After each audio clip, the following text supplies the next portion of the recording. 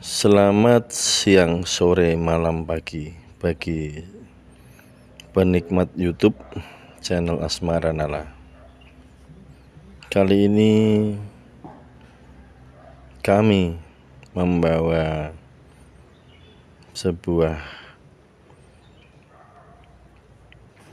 channel konten dengan judul Pola Keselarasan Diri dengan Semesta. Assalamualaikum warahmatullahi wabarakatuh.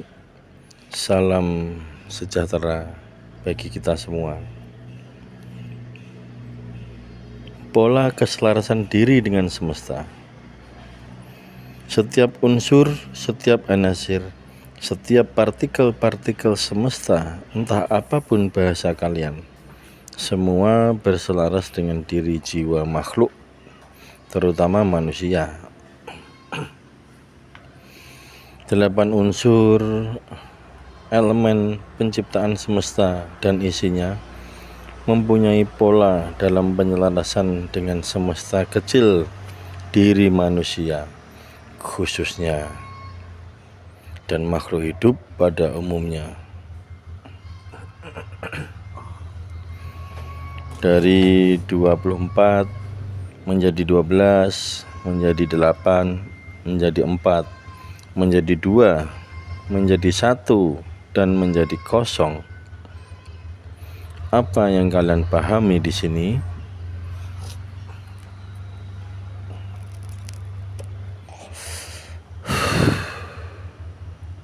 Sungai mengalir dari pegunungan menuju lautan luas.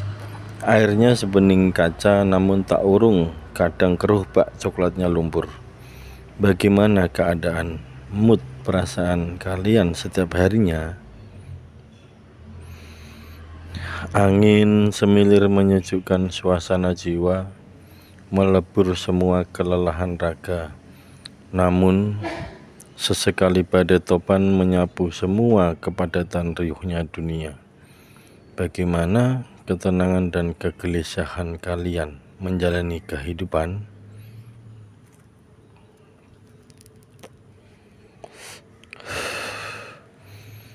Api unggun menghangatkan raga di tengah-tengah keheningan dan dinginnya pegunungan yang menerpa.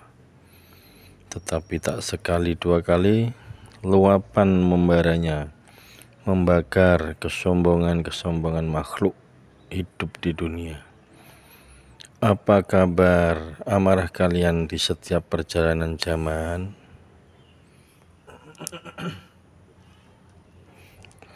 Membaca dan menyebar benih dapat menunjang kelangsungan hidup dengan hasil panen di tanah yang subur.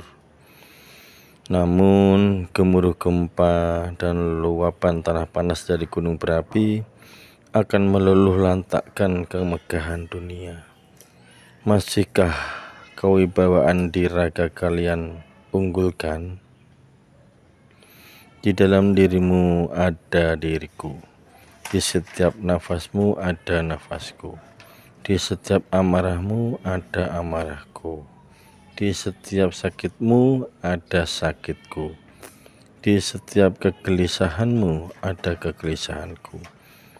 Di dalam kencangnya angan inginmu berlari, ada angan inginku menyertai.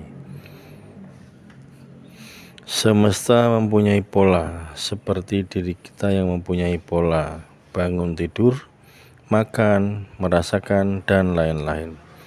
Pahami pola semesta agar menyelaras dengan diri sejati kita.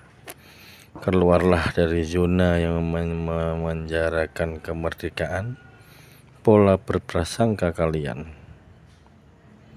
Karena setiap kisah akan mengandung makna yang dapat diambil sebagai pelajaran dan sebagai pemacu proses menuju ke arah pintu jiwa yang terkunci. Salah satu beberapa kisah, Nabi Khidir bertemu Nabi Musa. Karena Nabi Musa banyak bertanya dengan akalnya dan merasa lebih benar daripada yang diikutinya atau yang dikawuloninya. Maka Nabi Khidir mengusirnya, bukan karena kesalahan Nabi Musa, tetapi dia diusirnya Nabi Musa oleh Nabi Khidir dengan maksud agar Nabi Musa tidak ketergantungan dengan Nabi Khidir dalam memahami ketauhidan ilmu di semesta raya ini.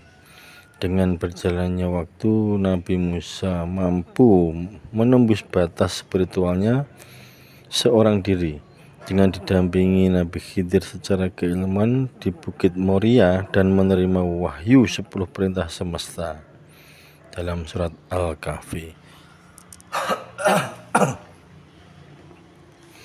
Kanjeng Sunan Kalijaga bertemu Nabi Khidir di tengah samudra. Di saat Sunan Kalijaga ingin melakukan ibadah haji, akan tetapi Sunan Kalijaga diusirnya untuk kembali, bukan karena sebuah kesalahan beliau. Nabi Khidir mengusirnya untuk tidak naik haji, akan tetapi ambisi dan ketergantungannya dari dunia masih belum pantas untuk menuju ke proses ketauhidan. Maka Sunan Kalijaga disuruh kembali dengan dalih rakyat Jawa membutuhkan Sunan Kalijaga dan tidak boleh ditinggalkan bahkan untuk ke tanah suci. Kutipan dari Suluk Linglung.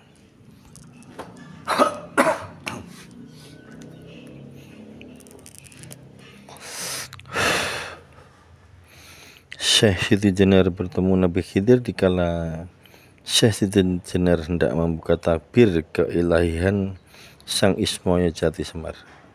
Di tengah perjalanannya ditemui Nabi Khidir. Dalam wejangannya beliau diharuskan menjadi manusia yang selalu dihina. Entah bagaimana caranya, karena jika Syekh Siti Jenar didewa-dewakan oleh manusia lain, maka tanah Jawa tidak akan bertahan lama. Itulah pengorbanan yang harus dilakukan Syekh Siti Jenar kepada Ibu Pertiwi. Dengan diusirnya Syekh Siti Jenar dari alam kelanggengan, maka Syekh Siti Jenar menemukan makna besar sebuah penyelarasan semesta. Suluk Malang Sungsang. Yang keempat, diusirnya Brotoseno dari alam cahaya kelanggengan Nur Muhammad oleh Sang Hyang Ruci juga merupakan pelajaran besar untuk seorang Brotoseno menempuh pelajaran diri dengan semesta tanpa ketergantungan dengan manusia lain. Kutipan Serat Dewa Ruci. Kesimpulannya, di saat manusia masih bayi wajib dituntun dan diawasi setiap melakukan apapun.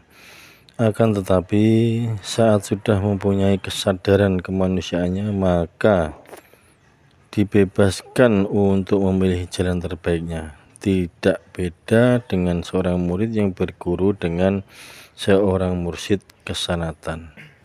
Jika sudah waktunya dan sudah pantas untuk menjalani perjalanan kesejatian, seorang guru harus melepaskan muridnya entah dengan cara bagaimanapun agar sang murid keluar dari zona nyaman bersama gurunya dan mampu bertahan di hutan liar dengan kemampuan yang sudah didapatnya selama berguru.